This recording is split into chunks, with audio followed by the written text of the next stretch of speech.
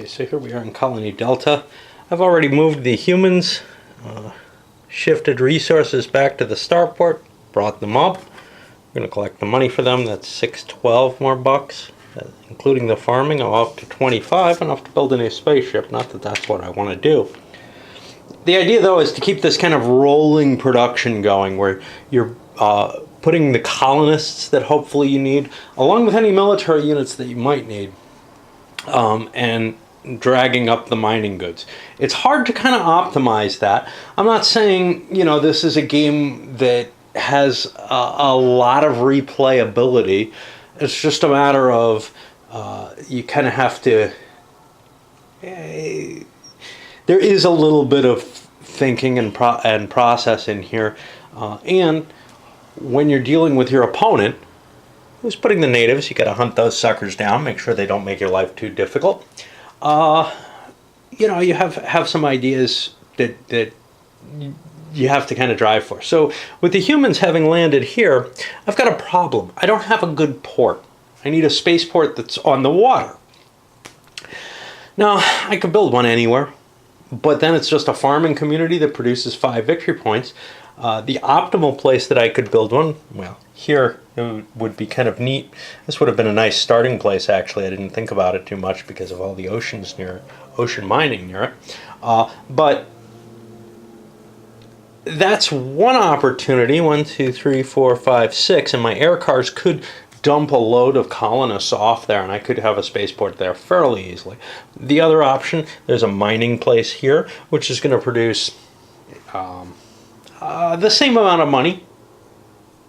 It's going to produce 5 ore, which turns into 10 money. More in direct conflict with the Sigma Draconians, but here's the advantage. It's in direct contact. So normally you wouldn't want to face the Sigma Dracs on land, but in water, the Earthlings have a little bit of an edge here, I believe, because they have these submarines. Now, the submarines aren't as powerful as the turtles, but let's take a look at the cost. I think they're better deals. No, they're the same cost as turtles. Not a good deal at all. All right, never mind that. Yeah, I thought we'd be better off there. So, and in general, it looks like the Earthlings don't want to be in a position where they have to fight the Siggies. Maybe my best... How much are my fighters? My fighters are only 10, and they have a pretty good combat capability, better than their little bugs. But I need a certain amount of establishment to be able to launch a fighter strike, and I don't really have that yet. So I'm probably going to be aiming back down this way and try to take this area of the board instead. You can see the weather's gotten bad here. I'm going over to the Sigma Dracs. I think overall they have the edge. They're the more interesting side. They have less little toys, though. And they have nothing like the air cars.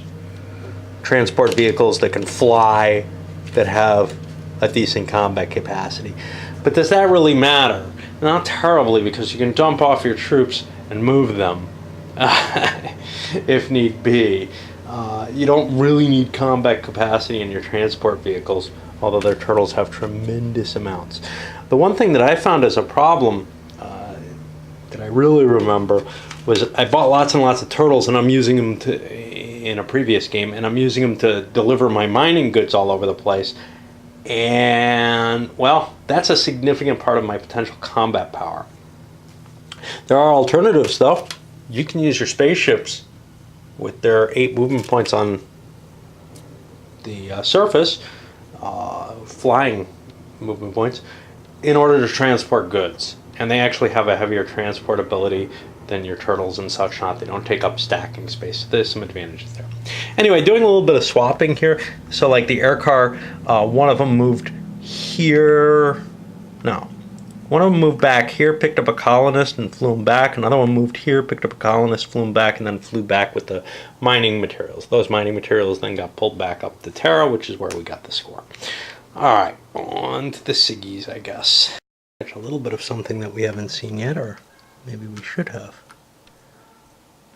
No, I only have 4 here, which is my maximum stacking. All right, so here I've moved 3 more colonists into place, and obviously I'm overstacked very temporarily, but I pull them out and build myself another spaceport.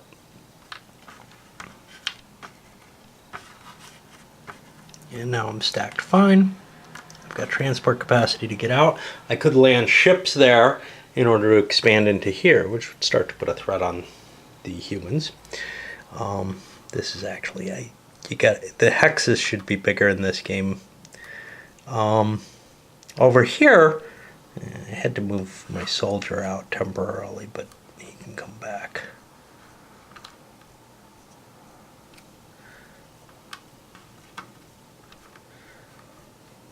Actually didn't spend any money. It looks like I used it all though before. Unless I bumped it. I'm not sure. Okay, over here, crap. The components definitely could be significantly better than they are. The crack in the hard board paper map would have been easier here. Is causing that spillage when you have big stacks. Okay, so over here, this guy's on his own because the turtle was here. 1, 2, 3, 4, 5. I could end up bringing those guys out to the ocean, but they're not going to produce any. They're not going to be able to farm there, and they're not going to be able to mine there. So by putting them here, I'm going to be able to get the points from farming, and I can also then haul my resources up. Oh, I forgot to roll for more natives. Get another pile of them. They're just, you know, this perennial problem facing anybody who's colonizing. I haven't been able to cope with the ones near me at all, and they could become a threat. Of course, there's only like a dozen of them, but still, that's like 48 points. That's enough to really force me to keep a military presence to keep my base in place. Now, I actually, as soon as I moved in here, I had a spaceport. So what I could do is I could fly here 8 hexes and pick up this additional material and then haul it all back. And I'm going to get a good payoff off that. If I'm within 4 hexes, I can fly the spaceship someplace, pick up goods, and then return back to my spaceport. I can't do that underwater though. That's my own, I don't know, understanding of the rules, let's call it. So I've got 22 points. That's going to give me 44. And I get a nice little prize there. And that, yeah, I haven't put my mining goods out for this turn. So these guys produce 5 doubled as 10. These guys are going to produce 5. And these guys keep... Oh, I already got this guy's buck, I think. These guys keep producing 4 each, or 4 per turn. And we'll throw that there. Once I can get a spaceport there, then I'll have a lot more production in place. And that puts us to turn 4. The Terrans use their own spacecraft to fill this up and get all the goods into their city here.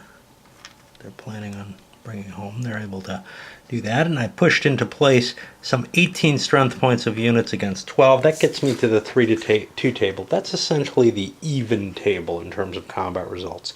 But I need to knock out those Siggies. They're just too dangerous if you don't keep them pinned down. There's a constant cost, though, because I could lose this battle.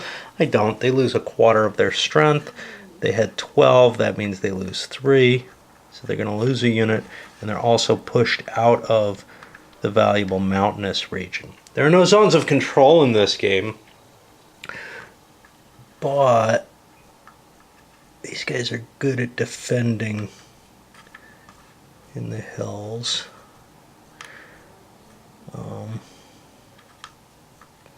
By putting pieces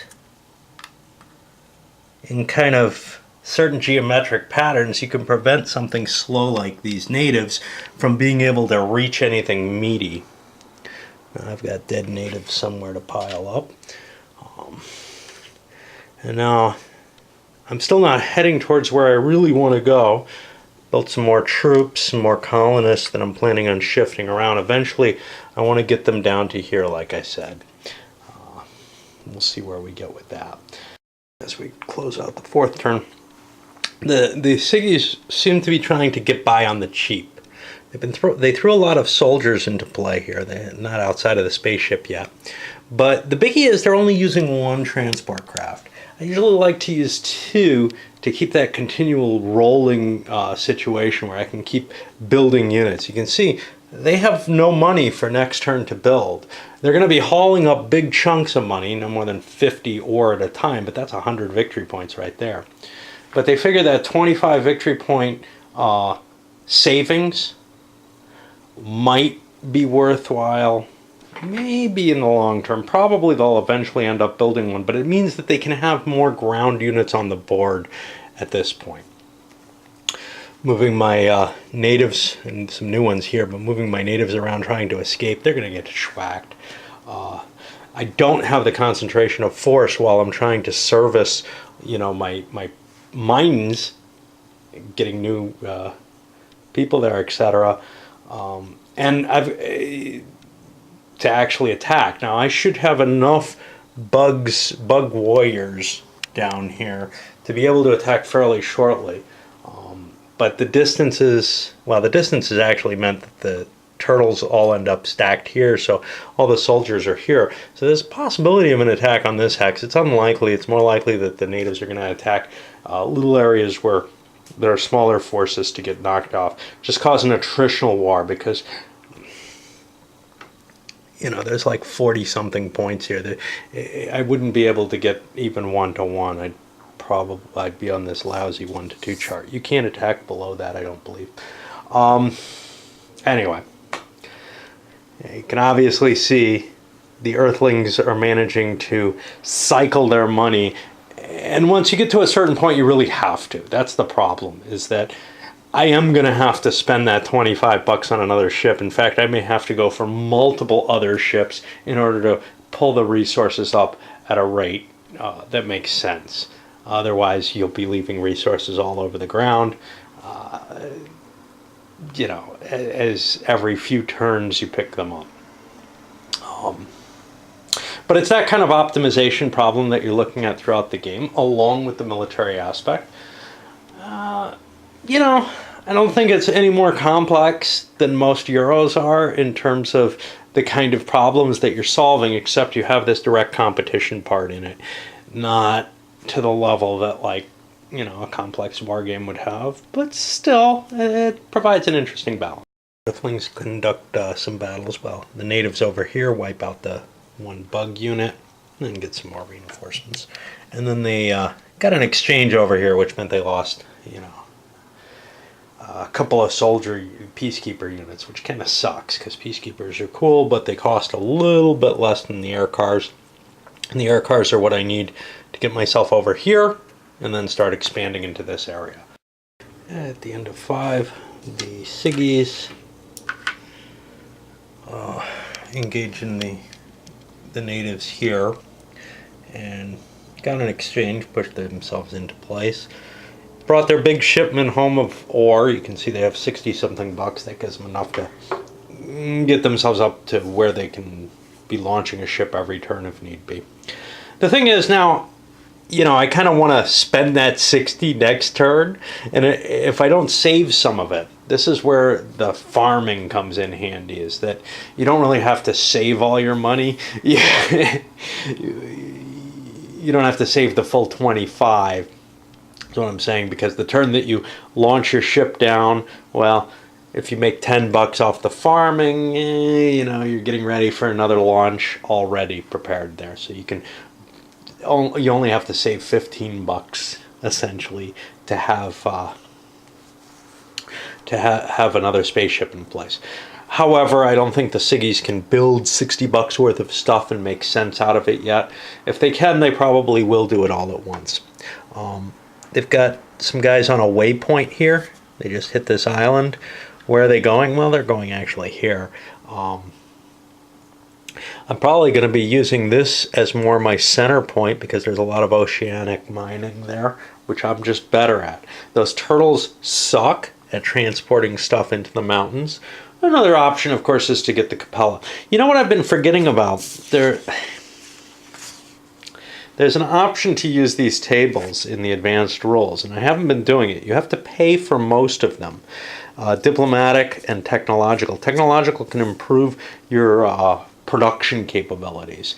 And it's definitely worth doing at the 30 bucks if you do it fairly early in the game. But you want to get yourself established first. The diplomatic can give you some bonus victory points, but it can also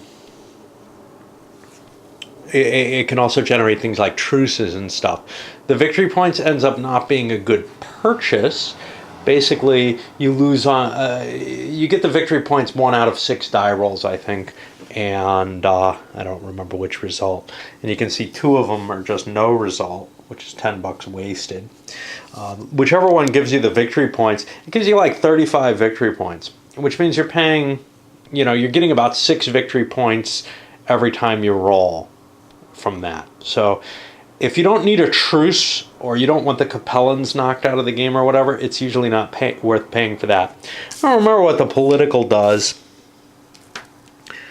That can give you a little bit of randomness in terms of additional money, etc. And these are actually spelled out over here. These might be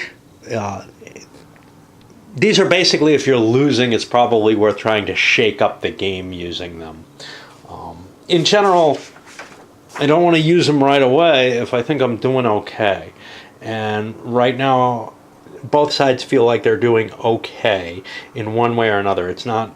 It doesn't feel like it's getting destabilized. So, do you really want to throw, a monkey wrench in and see which way it lands? Maybe, maybe not. But I think you'd wait until you have the advantage. Anyway, this waypoint is heading over to here. I've got space stations everywhere now for the Siggies, and only 1 for the Terrans. So they're kind of feeling like they're beginning to fall behind. They may end up rolling on this table. It doesn't state when you roll on the table. Since there's a cost involved, I assume it's during the production phase. All right. We may be at a kind of key point here. First time we've had bad weather anywhere. Oh, shit. And, of course, I cheat. Crappies. Well, there goes that plan. First time we had bad weather anywhere, and I forget about it. I think there was one here that I had already gotten. Maybe not. No, there wasn't. So I got to be careful not to overpopulate in that area.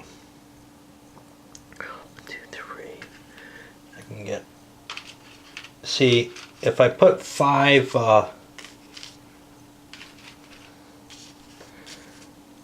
colonists in one space, I'll end up accidentally creating a spaceport. So if I put 4 here and these here, I can keep this set here. The key thing, though, I thought I was building a spaceport here and beginning to expand. The key thing, though, is the Siggies are under attack by the natives, and I've got a 3-2 attack there. I've also got an attack here, which I'll handle later. But this one's the important one, 24-16, and that'll give me a possibility of knocking out one of the cities. Now that's going to be tough. I can't do that out at sea without using my Terran forces. And I get a 5. The attacker loses a quarter of his force. A quarter is going to be 6 strength points. We'll take 2 of those. So that could have knocked out that. And here I think I've got another 3 to 2. I can't use the colonists to attack. 10, 13, 16, 17, 18, 19, 22 to 12. I only have a 3 to 2 here as well. Now I probably don't want all these troops in play, but because I screwed up, I'm going to do that. And I get an exchange. That means I kill the 12 here, and I got to take 12 losses of my own, which will be 2 of the regulars, and I'll lose an air car as well. If I can find where I put my dead. There they are. And I'll cash these guys in.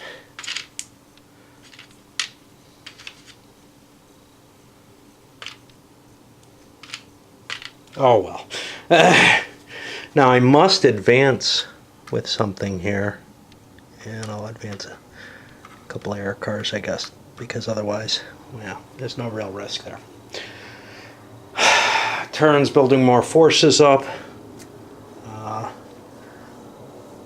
I'm not sure why I don't have mining here. I probably forgot to put ore down last turn. I don't know. I'm really stressed, right? There's no way there wasn't mining materials there, so I shipped those back to the home city. And then they went back up to Terra, which is worth 20 victory points. Now we go over to the Siggies, who have to figure out a way to deal with these natives. I'm going to have to send more troops down and just keep fighting down there, because that was a threat I could not. I shouldn't have allowed something like that to be able to happen. I'm assuming I took those points away because I'm assuming those got shipped up using a spaceship. There was a city there, so that was quite a possible result, actually. Alrighty. It wasn't. I'll put it back. The reason it wasn't is because mining happens after the shipping, so there would have been stuff mined there anyway. I'm sorry. It's fucking interview tomorrow is totally got me stressed. It's as bad as having to go on a trip or something. Likewise, though, there should be stuff there as well. Siggy's land some more troops onto the board, and, well, I put the mining stuff down now. They look like they're in a little bit of trouble, though, just in terms of building those troops in addition to the colonists I wanted to. I don't have enough money for another ship again, so I'm pushed again to not being able to do what I want to. God knows if I've got things right, but I can't take it. Weather cleared down here. Luckily for the Terrans, they didn't get bad weather here, otherwise they'd be pinned down and unable to really do anything, because, well, they could do ground movement, but they couldn't do any shipping or anything because they haven't left their one quadrant. For that matter, I don't know how to read this space here, but the line running down the quadrant, I would say those are particularly dangerous spaces. The weather affects both sides, I guess. I don't know. Negative side, I no longer have an air car here that can ship units over, which means I can't build a spaceport here, so I'm not really prepared. I thought I was. Along with whatever colonists I'm bringing down, I'm bringing a constant supply of troops to just keep harassing the natives. They're going to keep showing up unless I cover, you know, all of the forest and mountain spaces. I don't have enough stuff to do that with. It's cheaper to have, or more cost effective to have the colonists in the water. They could spread out all over that and prevent any kind of native rebellion. But then the other side of it is, well, if my armies are doing that, they're not doing anything else, but that might actually be cost effective to at least have enough armies to cover much of it. But you just need a garrison force to hit them as they show up, and then, you know, as you expand to some other space like down here, then, well, then I gotta have a garrison there as well. And just keep stomping the natives as they show up. There's no more than 3 are going to show up at a time. That means 12 strength points. As long as there's air mobility, I should be able to handle that with what? 5 infantry units, but that's an expense in each continent that I have to defend. Over to the Siggy. The Siggies, it's a boom-bust cycle, essentially. They brought their ship up. Now they got tons and tons of money. But if they need to spend all of that, I don't know if they may not be able to. They may be able to save enough for the spaceship for next turn's build. Well, for the turn after next's build. But yeah, they not having two ships right from the beginning, not doing that early on, it makes it harder and harder. Every turn you have to make that decision, and the farming definitely makes it easier to build that second ship. I know when I was playing against my wife, she didn't go for farming, she went for mining, and I went for farming, and I was pulling in just that little extra money, the money, not extra money, but the money coming in late. So it comes in on the off years, and it just gives you that boost that you need to get the farming. Psychologically, it's so hard to spend your money, or to not spend your money when you have a use for it. But I really could use two ships to keep a constant supply. So for example, here I've got like 30 ore, that's $60 that I haven't been able to pull up. No great reason I haven't been able to, except that it's not near where I'm developing right now. And as you get more and more spaceports built, you'll need more and more spaceships to service them all, to pull the mining up. Farming's a lot easier to manage, and the danger with the mining is that if you can, on land especially, this is easy, but basically if you can defeat the enemy who's sitting on a mine, you can take his ore, and then you can transport it back to your space station if you can. Quite often it ends up in this bad, if you're in a situation where both sides are contesting a land mass, then you end up in a situation where you're stealing the ore back and forth from each other, and it's kind of humorous, actually. Boy, bad luck for the Terrans again. Another big 6 on the weather, this time on their side. Now, the Sigma's got it too, but they're not as affected by it because their main transport tool are the turtles. It's not to say that the Terrans are always screwed by weather. If they set up right, they could be using subs by now easily, but they're not. It's one of the flaws to not going for the underwater stuff. Especially with the Terrans. The Sigmas, well, they have the ability to cross the water too. So, I mean, that's the big deal, is being able to get to other islands. Right now, the Terrans really want to get to another island. Plus, they're not going to be able to do their takeoff and landings, which, well, that affects both players this turn. So it should be a quick turn. Not going to be buying anything, I don't think. Whenever I say something, it's always a lie. The Terrans are going to blow $30. They're going to roll on the technology table. See which one we get. 3, we got G, which is Advanced Design of Machines. Hovercraft, aircraft, submarines, shuttles, or turtles or domecraft. I get to choose a type. Is reduced by 3.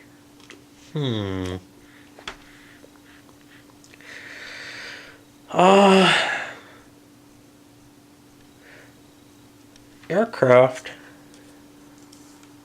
What are cars? They're called fighters here, I think. Oh no, that's those. Aircraft are 15.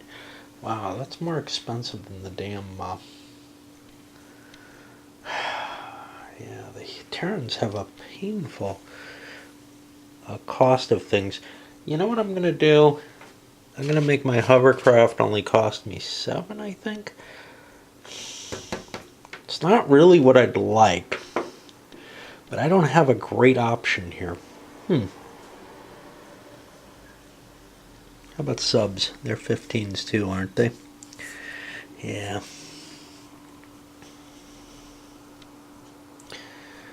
Alright.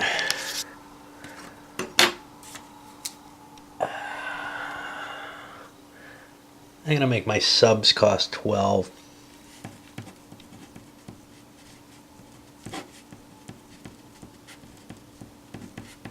Now, you can only take each of these technological options once, which can kind of suck if you get something, although these are kind of cool, advanced in processing techniques or advanced in farming, which advanced in farming says it gives you 2 extra victory points for each 5. That sounds like it can be happening multiple times. What can't is this advanced in processing techniques. Yeah. So some of them might be cumulative, some of them are not. Yeah, this reduces it by 3. Can they become 0? I would say no, but certainly you could reduce the cost of things significantly. It may be intended that they can only be used once because, for example, the mining is written in such a way that it only works once. You never know with FGU what they really meant. You can make guesses. I'm going to go with the rules as written, but if you play this a few times, you might get a feeling that, yeah, that can unbalance things way too much.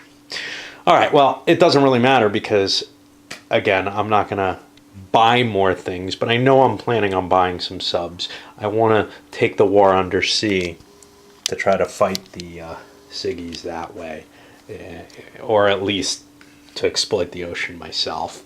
Problem here is these hovercraft, I can't move them at all. The jetpack units, I gotta pay the ground movement cost for them, which, as you can see, goes up significantly. So this is going to give some time for the natives to build up. The same is true over with the Siggies. No new reinforcements coming, and these things can't move at all unless a turtle picks them all, and it can only move one of them at a time. So could see some significant gains by the natives. And there goes the end of turn 8. Heavy accumulation of ore over here with the Siggies. Now, they're guaranteed good weather next turn, at least in most of their territory. Yeah, in all of their territory, because there's bad weather on both those boards. So they'll be able to get some of it out of there. Do they want to build a second spaceship this turn? No. And I forgot to give them natives. Actually, I've got 16 natives to 6. Why don't I launch an attack there first?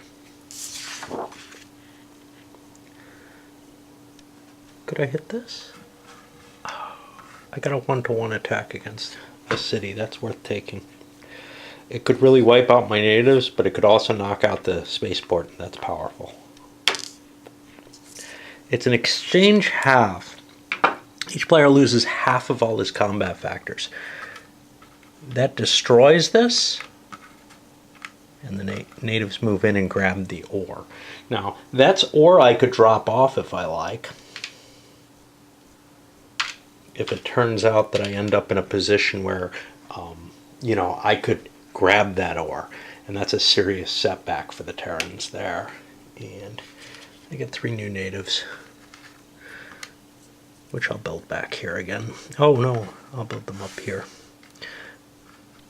Actually, I'll build 2 of them there and 1 net back here, thereby creating a heavier defense of that ore. That's starting to really be setbacks for the Terrans. They're having trouble and may have to resort to rolling on some of the dice, like the political or diplomatic one, to try to shake the game up a little bit, because it's looking troublesome to them. The interview went well enough, but probably pointless. Just too far away. And that's what added to the stress, is what do I do about that? What happens if they ask me? I don't know. And now I have to recover for about a week from having invested anything into doing this. It kind of blindsided me. I wasn't expecting to have to go on an in-person interview. I thought it was just setting up a phone interview there. All right, on to the game. The Terrans finally built their base over here in the lake. Now they're in trouble. I haven't really reacted to that yet. We got good weather here. I shipped down more troops because I have to cope with... I forgot to roll for my... I got a whole pile of natives here. the ones that I have harassing the Siggies. But I've got kind of problems where the natives, I didn't have enough troops on the board to take my ore back from the natives, and I'd really like that. Remember, this game's about the victory points, but it's also about you buy things with. And, I'm just farming right now. I've got all my colonists sitting on lake spaces because that produces as much money as these mines that I have available to me would, with a lot less effort. It doesn't produce as much as mining in the oceans or the mountains would.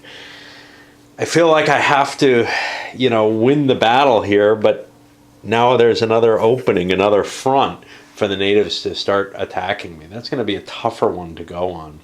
Nothing to haul back, but I sent my ship back so that it can come back with more reinforcements next turn. All the money went into military units this time. If I wasn't worried about these guys, what I should have done was build some submarines and maybe send some colonists and head down here, because I knew I was building this, and I could start colonizing these things, free from the natives. As soon as I get a base built there, I'd be in good shape. And I have my cheap subs. Oh well. Always going to be issues with remembering where I am in the game. It's going to affect the Terrans more because they go first every turn. Siggies use their natives to wipe out one of those colonies, as well as bringing more forces down, the intention being to start colonizing more of these water spaces. I'm also pursuing the natives over here, and I saved myself enough money to be able to build another spaceship, because I'm finding myself having trouble lifting off all my resources with what I've got. I've got to drop some money down in all of these. I'm going to have trouble just getting all of this out of here safely at this point. And that makes an interesting target for the Terrans. If they were any closer, they could be bringing waves of soldiers down to contest that huge ore shipment there. The problem is they're all over here. They're going to have trouble. And once that makes it up, this may be a game that's essentially over. It may be impossible to really face the Siggies. As the thing is, then they can build a humongous force and try to wipe the Earthlings off the planet. If that's the case, if I see the Earthlings in such a weak position that I don't think they can recover, I will concede the game. I don't usually do that with games, but this can be a very, very long game where one side is in a position where they cannot win, but can kind of act as almost a guerrilla force against the other. We might play it out a little bit more to show that activity going on, perhaps. Terrans are running late there in terms of getting into the undersea game. They're building their first couple subs. The only place I can bring them in is here. It's the only port I have. And my initial setup was not wise, so I'm also going to bring some colonists and then try to ship maybe some of these colonists out to sea where they'll be safer so that they can't get wiped out by the natives. I'm also launching some attacks against the natives. Only a 2-to-1 there, but I got a 4-to-1 on the other one. Now, I didn't go over this in the advanced rolls. If you get higher than 4-to-1, if you get 5-to-1 or more, you end up with an overrun situation that's an automatic success. But let's take a look at my 2 quick attacks. We haven't done an attack for a while. That's going to be the exchange. So I lose one of my peacekeepers, and I got it going with this air car. And this other one's a 4-to-1. I've got 2 stacks attacking if they have the movement points to get in there.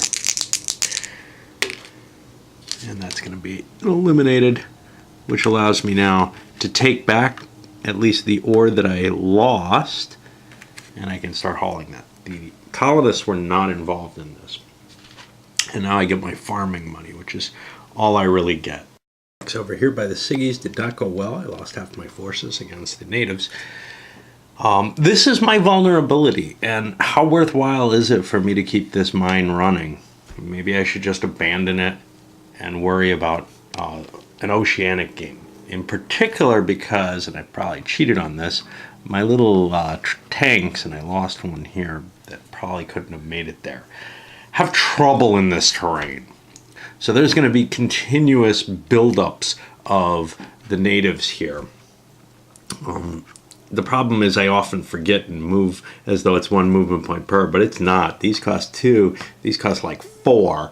So I'm going to have a lot of trouble hunting the natives down over there.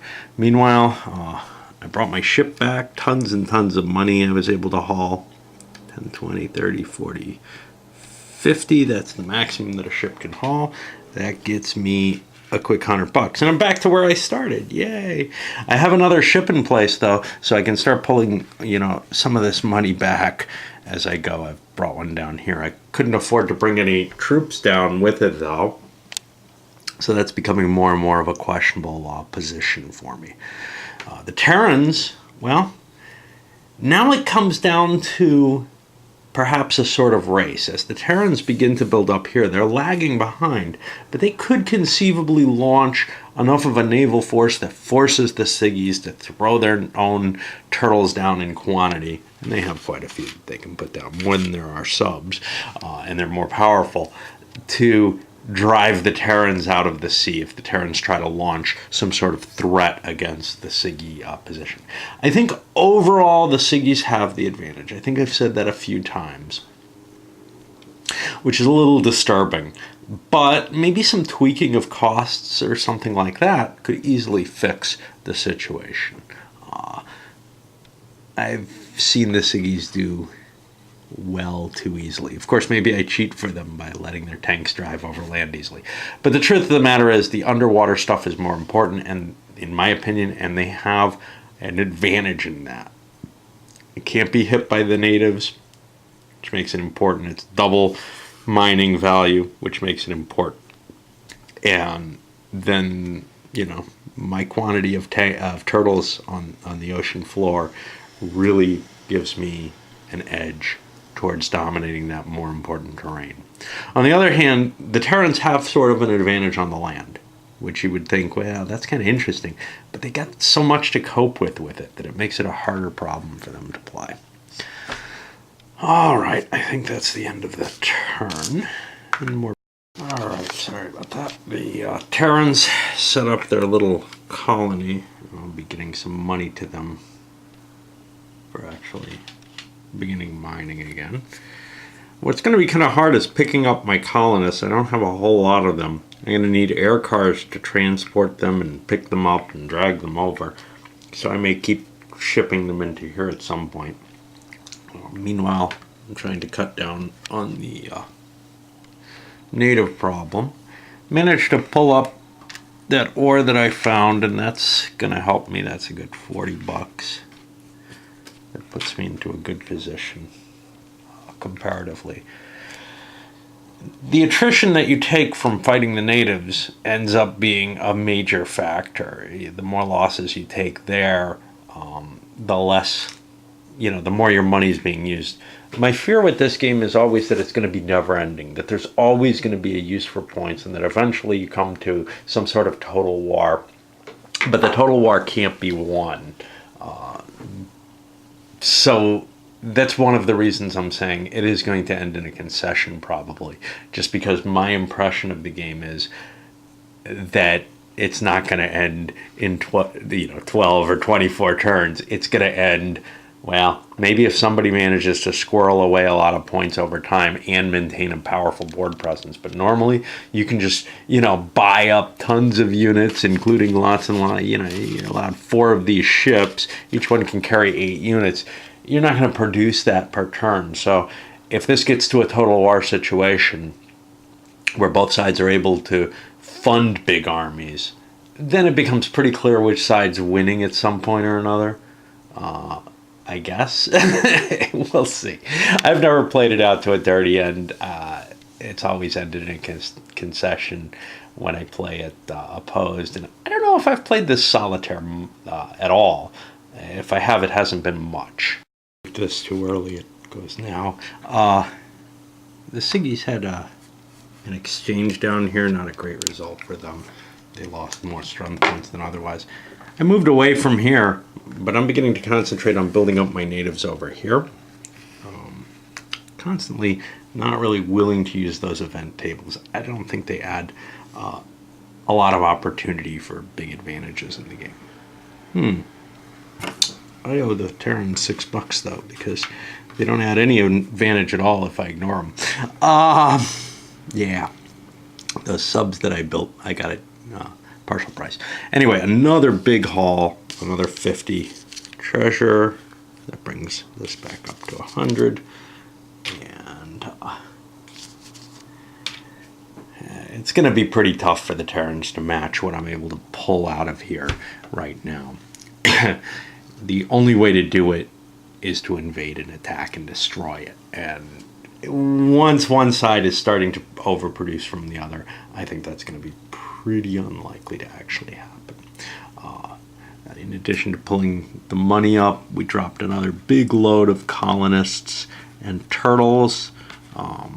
Turtles are great at war. If they're going to be underwater, hey, we're going to play with them. And we're going to make sure that they've got some problems there. All right, I'm going to send this one up. I think it's pretty close to over, to tell you the truth, but I'll keep playing a little bit longer to the point where it becomes absolutely obvious